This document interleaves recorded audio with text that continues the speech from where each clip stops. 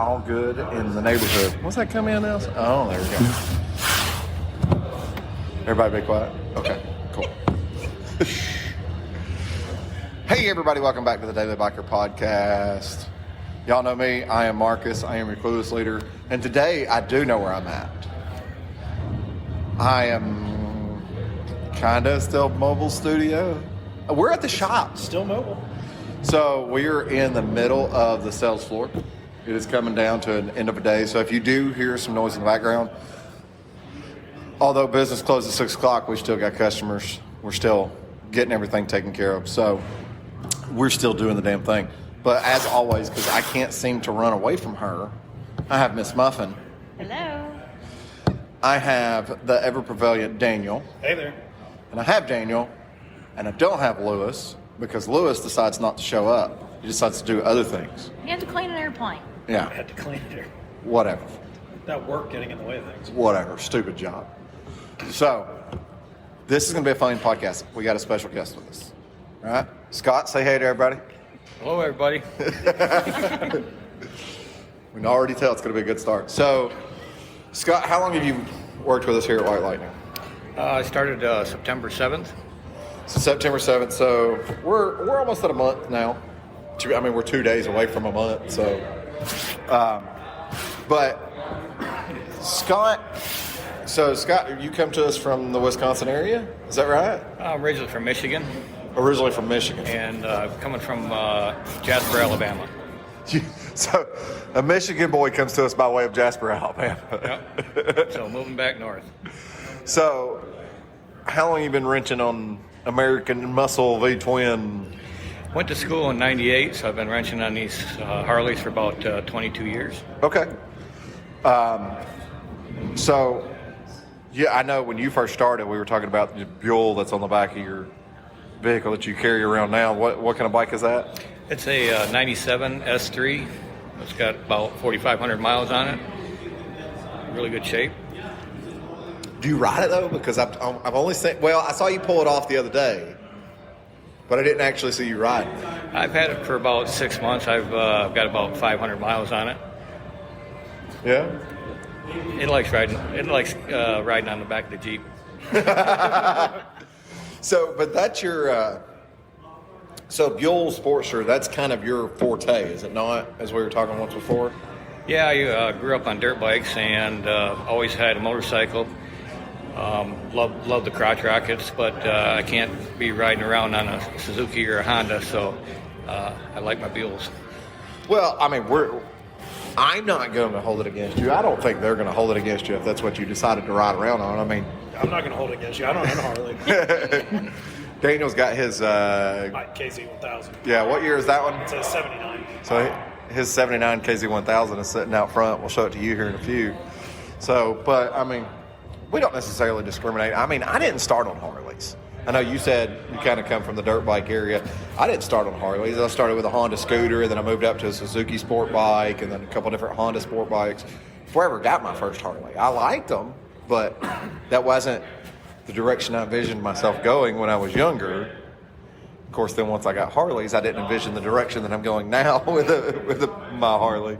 But I guess times change. Yeah, I don't really have anything against the other bikes. I started out on Yamaha 60, and I've had some Yamaha street bikes, Honda dirt bikes, and I like them all.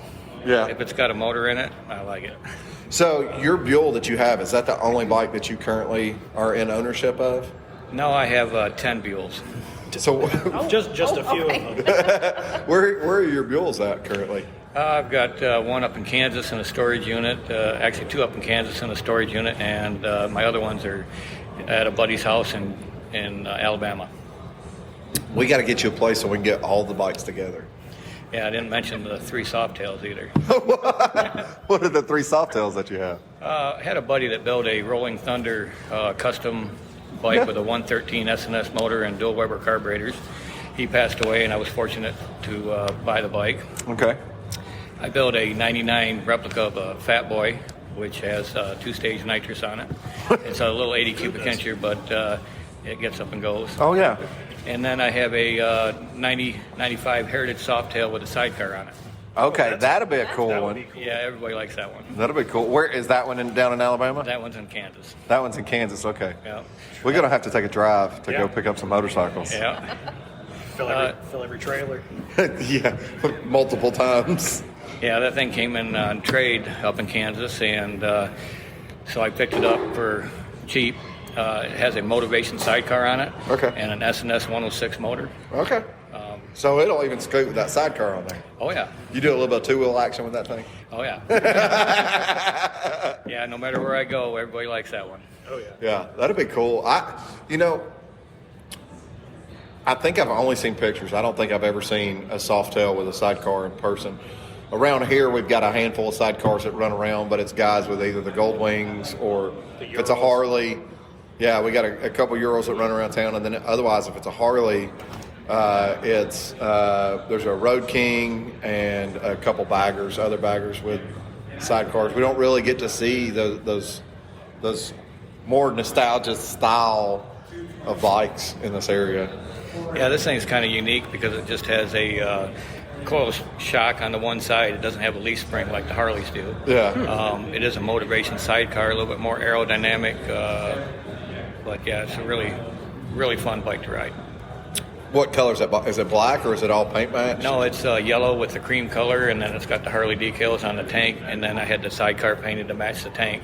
Okay. And so it's yellow with the cream color. It looks kind of nostalgic. Yeah. Oh, that classic style. Yeah. And like I said, it doesn't matter whether you're male or female, whether you're 18 or 80. Everybody likes that one. Oh, I bet. Good deal. Well, like Marcus was saying, you really don't see bikes with sidecars or anything classic with sidecars. Can you go to my office real quick and grab an orange rag off my desk? Just make sure it's not one of my dirty ones. Thank you. I'm going to get Scott taken care of. He's been in the dyno booth, so we're going to kind of get to that. I know there's a breeze, but at the same time, it gets kind of hot in that dyno booth, and I think some people don't realize that. So you are a Master Dyno Tech. Yeah, I've been tuning since 2004. Yeah? And I've always been into high performance. So I like doing the tuning part of it. Yeah. Spent a lot of time in dyno rooms, different dealerships and different dyno rooms, and got a lot of time in there. So were you excited to know that we had a dyno booth then? Oh yeah, I wouldn't have been here if you didn't have a dyno.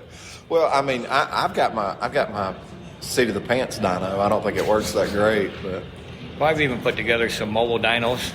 With the technology we have nowadays, you can do some road tuning. Yeah. But the nice thing is when you know what you're doing, got a lot of time on it, you can take a road tune and do what's called filtering, where you take the numbers and stretch them this way and stretch them that way, and you can see where you got bad spots and high spots and low spots. So a good dyno tuner can, take a data record and from a street tune and turn it into a good dyno tune.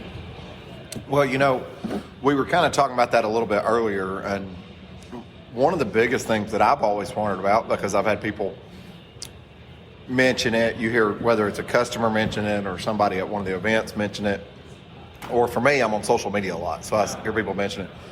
But Harley makes like an auto tuner that will automatically adjust there. In case you want to dab your forehead a little bit.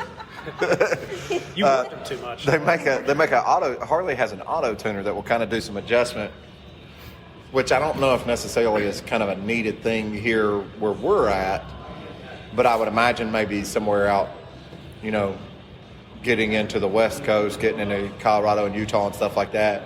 It'll do those auto adjustments for your elevation and stuff like that. Have you ever played with one of those? I mean, how well do those really? Well, Harleys, come from the factory with the narrow band O2 sensors. Okay. Which is exactly how it sounds, narrow band, so it has a narrow range of where it can adjust. Does a really good job of cruising, low idle, low speeds and stuff like that. Yeah. Then when you get up to the higher RPMs, you get into a high map load, and that's where the dyno tuning comes in. Okay. Where the O2 sensors really don't have the capability of getting yourself dialed in. Okay.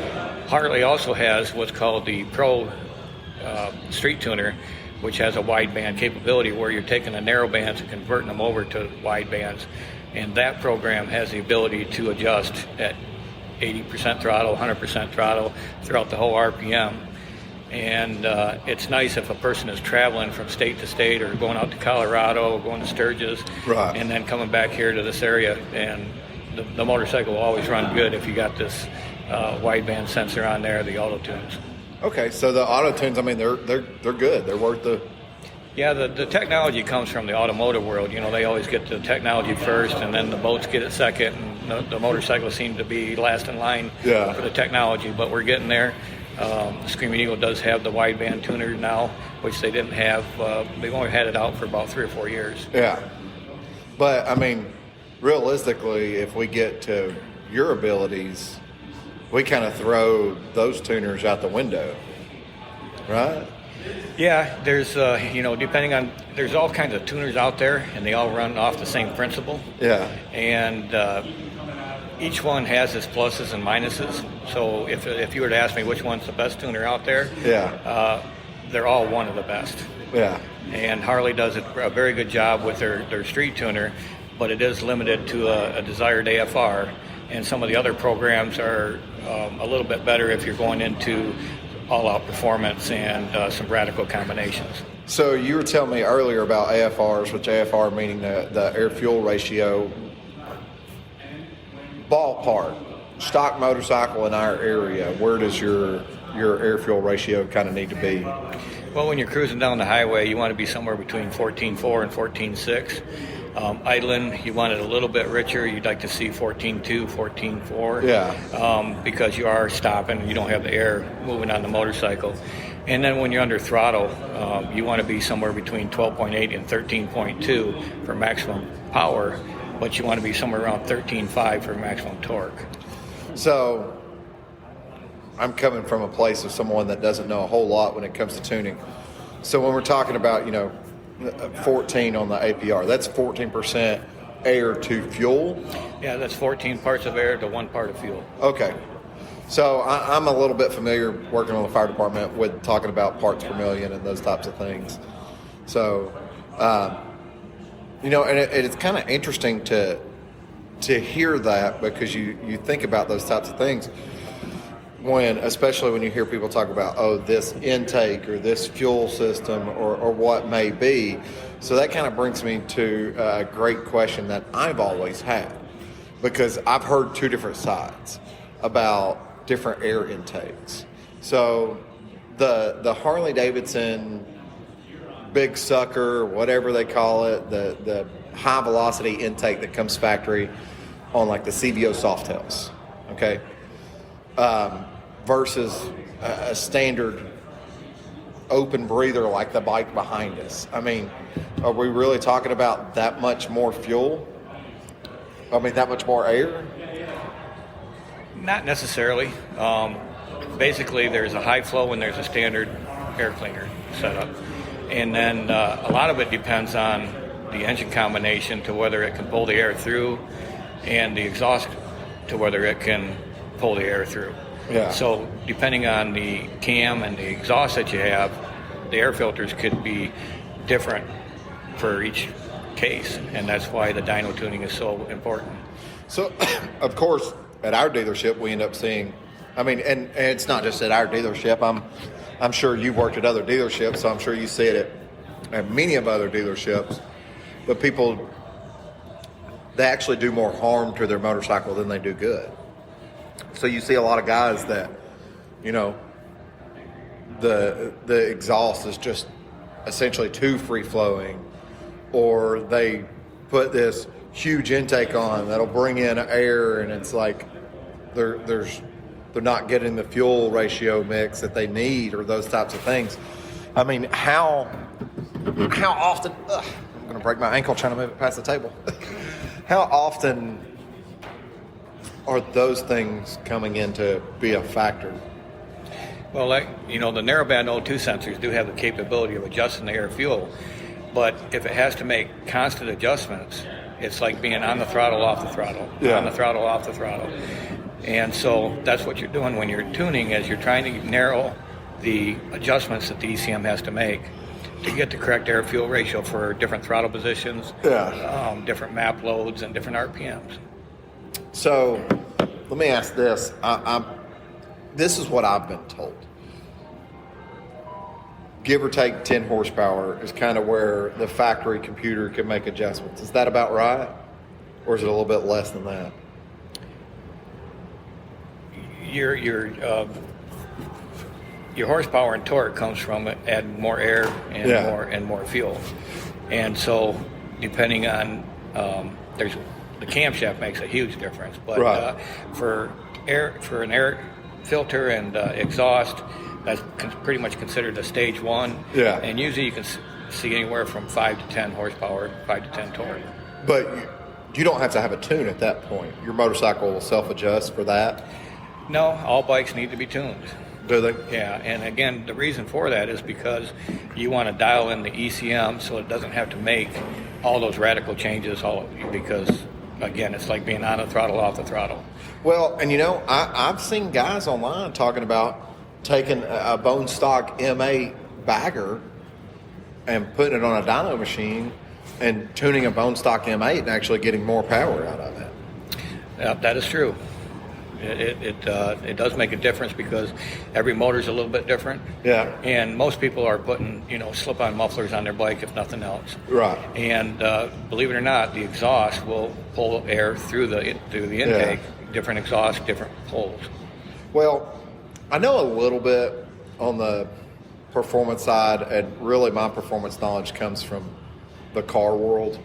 I've been in the motorcycle world for a long time, but the ins and outs, I guess you could say, of that, making sure that everything is up to its peak capabilities, not so much. I kind of know that a little bit more when it comes to the car world. So I know, for instance, on my motorcycle, when I bought exhaust, I was big on getting the equal length headers because of stuff like scavenging and everything like that. How important is something like making sure you have an equal length header, or making sure you have proper back pressure if it doesn't have equal length headers? Yeah, back pressure is huge, and a lot of people will take the baffles out of the motorcycle, and that really kills your bottom end and your low end torque. Yeah. You can gain some top end horsepower because it's free flowing. Yeah. But as far as rideability, it's not a good way to go. You want to go sign for that, Daniel? Hey, Daniel. Christopher Wells. Sign that. And then, different exhausts, are perform differently as far as the top, Daniel. Or you can go out the side door. Sorry. You're right. So the 2-in-1 does have some low end torque, but a lot of times you'll find that true duals actually have more top end power. Okay. It all depends on the exhaust, and then it all depends on the combination. In other words, the exhaust has to go with the camshaft and has to go with the air filter and all that kind of. It's a combination. Well, I know when I was looking at doing mine, I did a little bit of research and I was trying to figure out more information. I actually reached out. I have a Bassani exhaust, and I actually reached out to Bassani to get more information on the exhaust that I was looking at. So my exhaust is the Road Rage 3, but they call it the Road Rage 3 short. I don't call it the short. I call it the mid-length, because to me a short pipe kind of stops right there where your swing arm attaches, right about where your transmission and everything is. To me, that's a short exhaust on any motorcycle. Mine actually stops, so my head pipe is the same head pipe as what you get on the full-length Bassani system, but the can itself stops at the axle bolt. So the can itself is a shorter can, but the head pipe is the same. According to what I've been told by the manufacturer, I shouldn't see much of a difference between the long can versus the short can. I mean, is that kind of a realistic of where I'm looking at, or what do you think? Well, the rule of thumb is the longer the exhaust, the more torque, the shorter the exhaust, more horsepower. Yeah. The bigger diameter exhaust, the more horsepower, and the smaller diameter, the more torque. Again, these are just all guidelines, and if there was a magic number of how long it should be or how short it should be, everybody would be doing it the same way. Well, I know I got the megaphone style muffler. So for years, especially coming from the sport bike industry, that megaphone style muffler was going to be a better muffler because you are essentially shorter, more compact at where your gas release into the can itself is. And then, of course, it goes up and then tapers back down a little bit, which helps create a little bit of that back pressure back into the exhaust system. I mean, talking about that free-flowing versus, bigger cans, smaller cans, stuff like that, a megaphone-style muffler is a pretty popular muffler across the industry. I mean, what do you think of that megaphone muffler? I guess right now at this point in time, I'm just trying to justify my purchase. Well, like I said, if there is the right exhaust for every combination, everybody would be doing it the same way. One thing about the exhaust you have to remember is it's all about looks, sound, and performance. Yeah. So when you're picking out exhaust, you might give up the looks for performance, or you might give up the sound for performance. Right. You can't have it all. And so again, the exhaust. I want it all, though. That's my problem. Everybody wants it all. It costs too much money to have it all. Yeah, and Well, I didn't. My exhaust wasn't cheap. I'm gonna say that. So.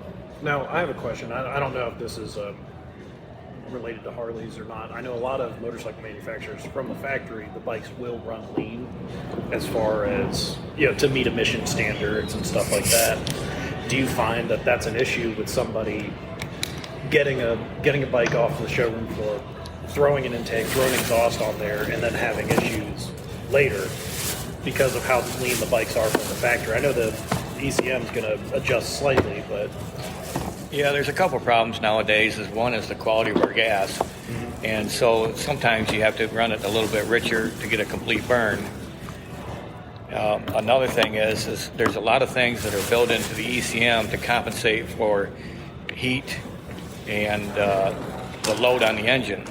So even though the bikes are running lean, cruising down the highway in a straight line, as soon as you get on it, there's some things on the inside the ECM that we can't see that will help compensate and try to protect the motor. okay.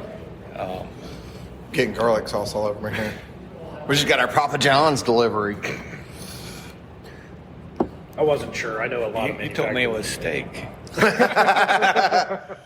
There's meat right there. That one's just cheese, just in case.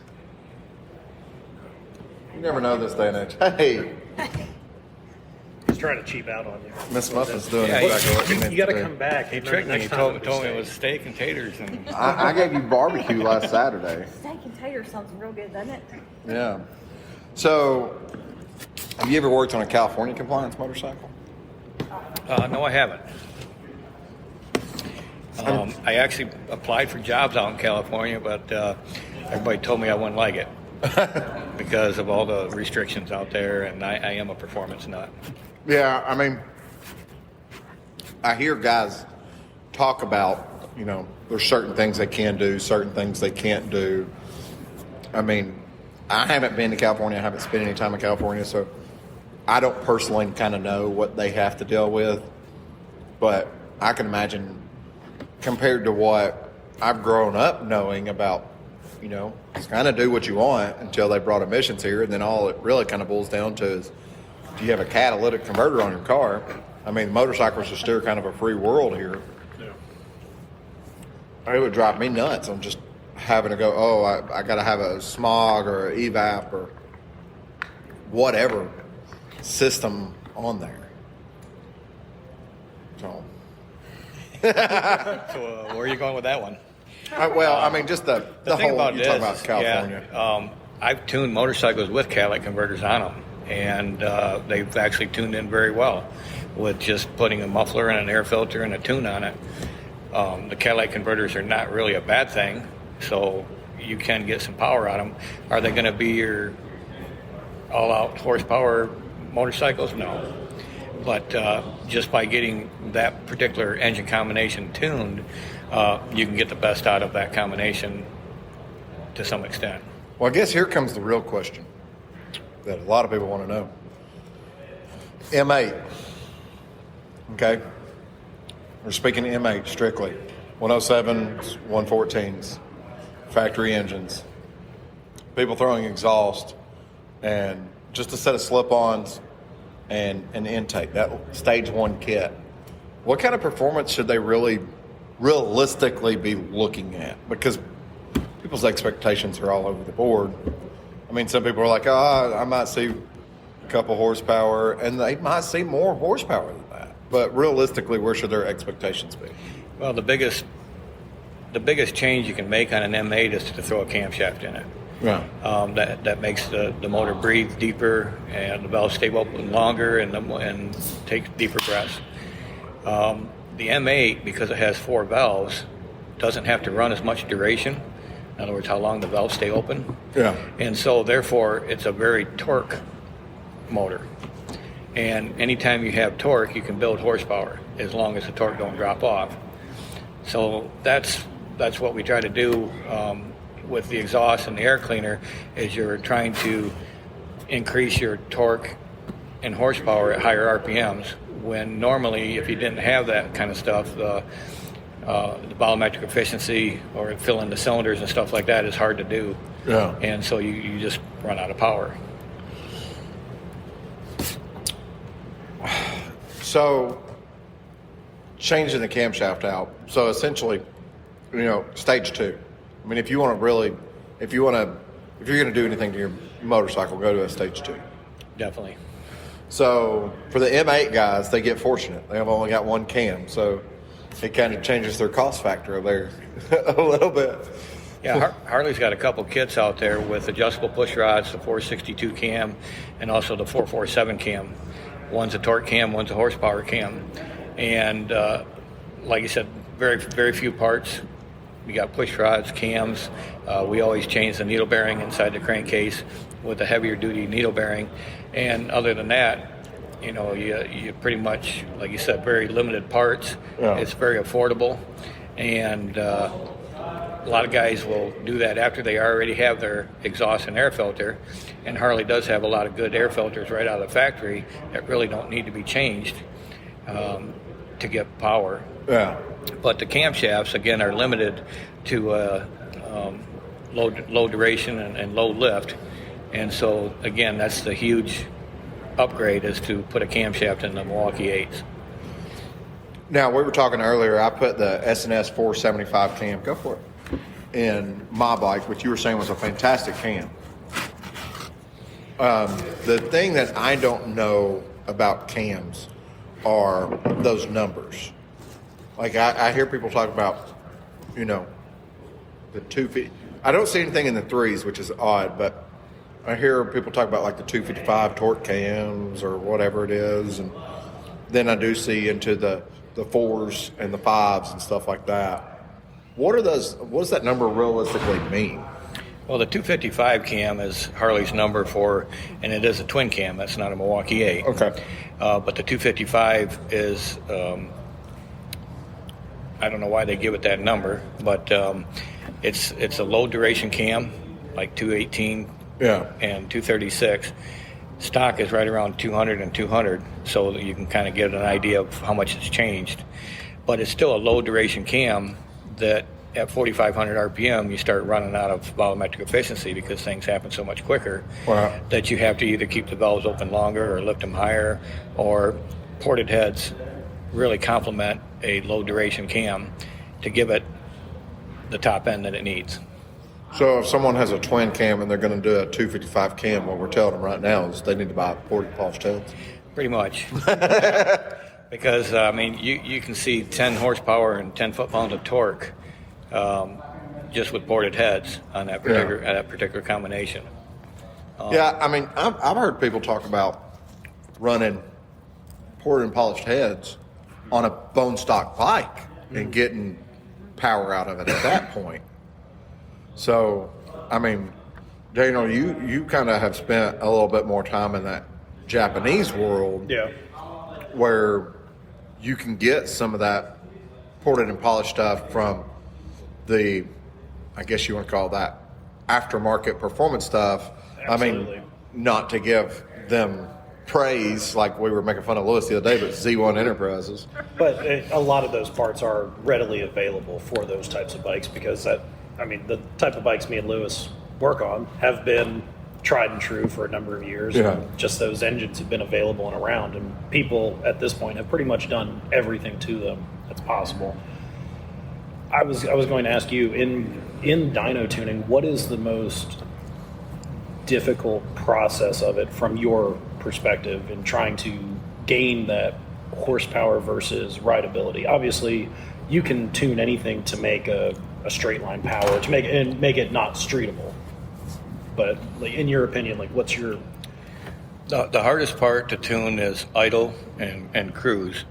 Not necessarily cruise because the O2s are active at that point in time and you don't have a whole lot of load on the motorcycle. It's not working real hard. I've always said anybody can tune a motorcycle at wide open throttle. Mm-hmm. You know, you crack the throttle wide open, you make your run, and you look at your air fuel, you dial it in, you can change your timing a little bit, and you're done. Yeah. But that doesn't make the bike rideable. And so, again, the hardest part of the tuning part of it is your low RPMs, your low throttle positions, where you ride the most. Mm-hmm. Yeah. And that makes sense. That's what most people use. Most people aren't going down a drag strip every day. They're riding their bikes to work, and I feel like that gets lost on a lot of people. They buy parts and they'll get everything they can because they saw it in a parts catalog and it says, yes, this will give you more power.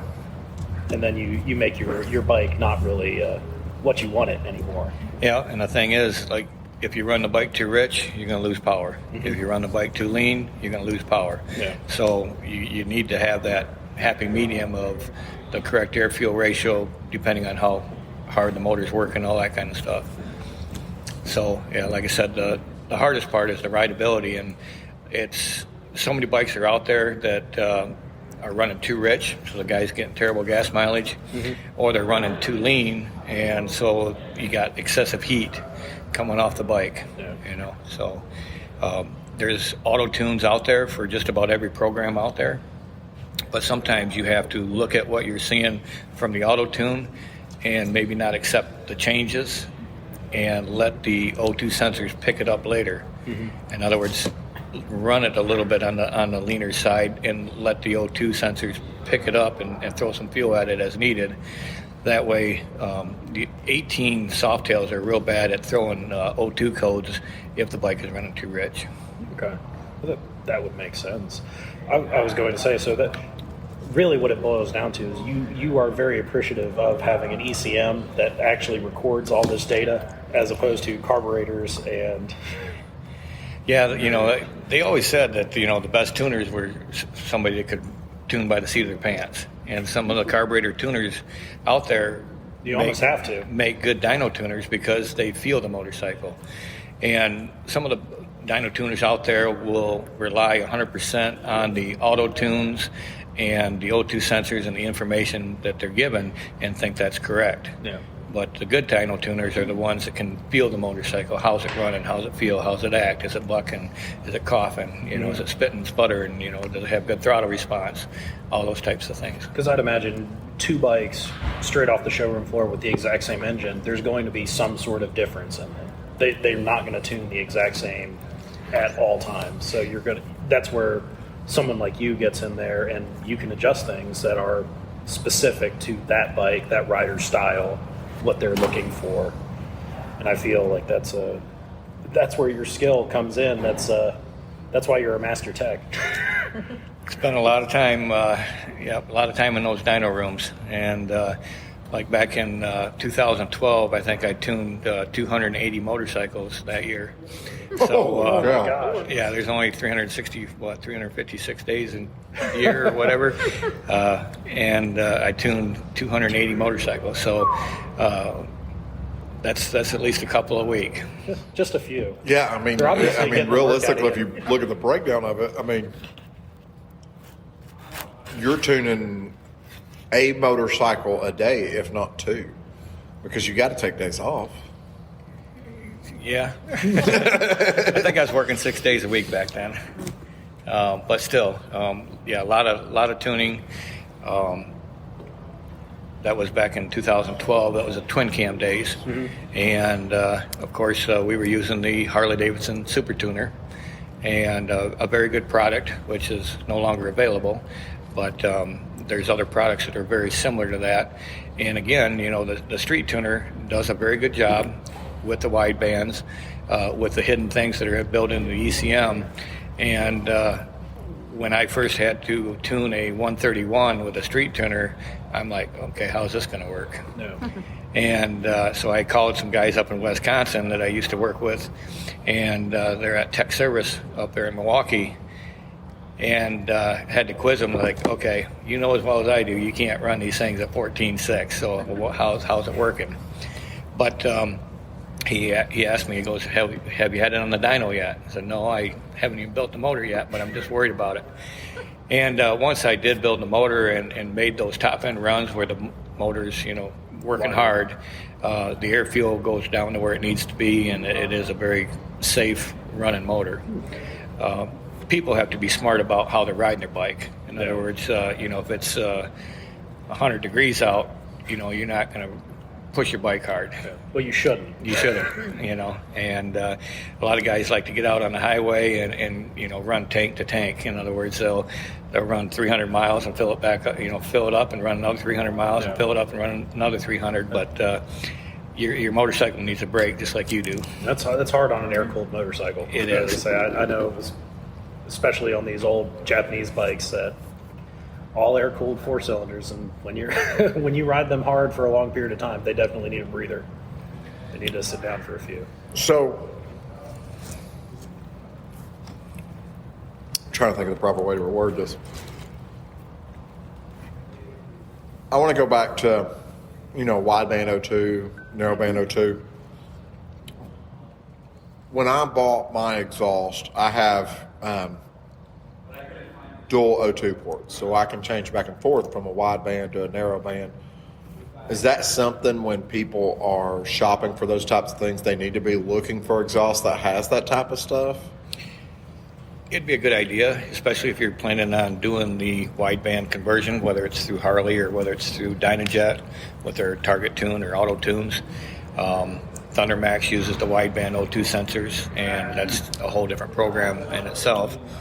But there's head pipes that made by Cycle Shack or Custom Chrome, one of the two, that has 4 ports in it. So it has the narrow bands and the wide bands, right? Which is nice for a dyno tuner because he can leave the narrow bands in the motorcycle and then put his wide bands in there for tuning. And then when you're done, you pull the wide bands out, put your plugs in it, and you're back to running your narrow bands. Right. Again, not all exhausts are set up that way, nor do they really need to be. The narrow bands surprisingly do a very good job. The trick is to tune it correctly. So I have both ports. Now mine's running the narrowband factory O2 plugs in there, but I guess whenever we get mine in the dyno booth, it could potentially make it easier for you because you can put in a wide band to kind of see what's going on. Yes, that's correct. So it's a difficult answer right now. That's correct. But yeah, I'll be really interested to get mine in there with you and kind of see what happens to it. I know I was talking to you earlier about it runs good, but there's times where I'm like, something's got to give, something can change. I know that can. That's probably where the thing might be running too rich or too lean, and the ECM has to try to play catch up. Right. And I'm just not giving it the time to play catch up. There is no time. Well, we have this little thing in Tennessee where we can run red lights legally. Now don't quote me on that. Don't get pulled over on the side of the road and say, "Oh, but the Daily Biker told me you could run red lights legally." No. Look up the law and see exactly what it says, and then even then, you're still taking the law into your own hands. But because of that, I don't spend that much time waiting at red lights. So my bike doesn't necessarily get that much rest, and unfortunately, it's never sitting at idle. When it's at 100 degrees outside, it's also never sitting at idle, unfortunately. No. I have rode mine hard and put it away wet, literally. But, I mean, 30,000 miles on an M8, it's still running fantastic. I didn't have my camshaft and everything done until I was at 25,000 miles anyways. And what year bike was it again? Mine's a 17. So I got a 17 Street Glide Special. It's got the 107 M8. I've got the Bassani Road Rage 3 full stainless. So it's got equal length headers, but I've got the shorter muffler on it and everything. I've got, so the Dyna that you're working on right now has the S&S Slasher intake on it. So mine is called the Stinger. So it's that classic teardrop has the slashes around it, but then it's got an open element in the center as well. So it has more air filter to pull in air. I might not need that much air. I mean, it might just be overkill, but I think it looks cool. I mean, that was one of the factors that we all want in the motorcycle. That was my fault. I thought it looked cool. She thought it looked cool. Yeah. I had to wait 6 weeks for it to come in. But then also I have the 475 cam in it. Now, when I got the S&S 475 cam, I actually ordered the full kit from S&S. So I got everything that comes in that kit. I stayed with the chain drive so I can have some variants instead of going with the gear drive. But I got the new oil pump and the cam plate and tappets and push rods, and everything. I felt like that was going to be the better option because there's parts that I didn't necessarily have to replace, but I did for performance sake. Yeah, being a 2017, very good idea to change the oil pump. Mm-hmm. You know, the S&S isn't necessarily the best out there, but it is one of the best. Yeah. Fueling makes a good oil pump, and then Harley's latest and greatest oil pump is a very good oil pump also. Yeah, I've seen the new Screaming Eagle oil pump that has came out, and I hear a lot of good things about that. Yeah, I haven't been able to put one of those in yet, but I think it's probably in the top one or two. Yeah. And Harley's done a lot of research. You know, they do spend their time and do a lot of research, and they have a oil seal that goes between the oil pump and the bearing on that side, which helps stop the oil from foaming. And S&S doesn't have that. Fueling doesn't have that because Harley has a patent on it. Yeah. But it is a very good design, and it is working. So the other manufacturers, what they've done is they put the groove in the oil pump. They just can't put the seal in there. Yeah. So you just have to buy the seal and put it in yourself. So you're saying there's a chance? I'm saying there's a possibility that you could make the S&S and the fueling a better oil pump system. We might need to take a look at that on my bike one. By using Harley's latest technology. Well, so me, I've had some of the people we work with and stuff like that. They've wanted me to do modifications to my motorcycle. Hey, let's put the S&S 124 or the 128 or sky's the limit. Let's order you like a 143 kit and stuff like that. And why? I think I'm going to do small steps. Someone else was actually, one of the other guys back in the service department was talking to me about leaving it as a small displacement, leaving it as a 107 and stepping up to more of a high compression piston and a freer flowing head and those types of things, but leaving the displacement still at 170 cubic inches. But kind of one of the things that I've been looking at, because I think realistic, no matter what, there's no replacement for displacement, but not going big. Because for me, my bike I want to be able to ride it. I know there's too many people that have had issues where the bike no longer becomes a rideable machine. So kind of one of the things that I was looking at for the next step for me was actually stepping up to the Screaming Eagle 119 big board kit. So new jugs and pistons. Turbo. No. Turbo. I need to turbo my little Toyota before I turbo anything. We can do it. We can do this. But stepping up to that 119 kit and actually getting just a little bit more displacement out of it, which with that Screaming Eagle 119 kit, you actually get a higher compression piston and those types of things. I guess kind of one of the things I'm wondering when you get into starting to do stuff like that, do I need to start replacing my throttle body, getting more fuel? Do I need to put new new injectors in there so I can get more fuel, or is that something those injectors can do a lot more than what they're doing now? Yeah, the stock injectors, the stock throttle body can really support the 119. Okay. With proper tuning, of course, and you can't beat cubic inches for torque. Right. So the 119 rule of thumb is you're going to have 119 foot-pounds of torque. Okay. A 107, you're going to have 107 foot-pounds of torque. Horsepower will depend on the camshaft. Okay. In other words, if you have a high duration cam, you could exceed the 107 horsepower or the 119 horsepower, but the torque is going to somewhat stay closer to the cubic inches. Well, so based on what I've read, because I haven't had a full-on dyno tune done on my motorcycle, I'm putting out more torque than that 107. So I'm more closer to that with my horsepower number.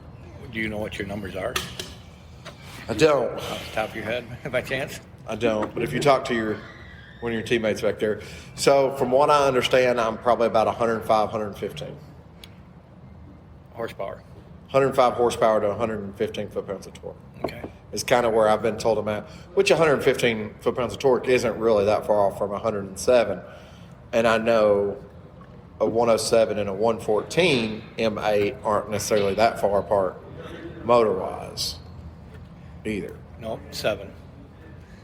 Yeah, thanks. 7 cc's. Yeah. So again, you can take that number, and a 107 would technically have 107 pounds of torque. Right.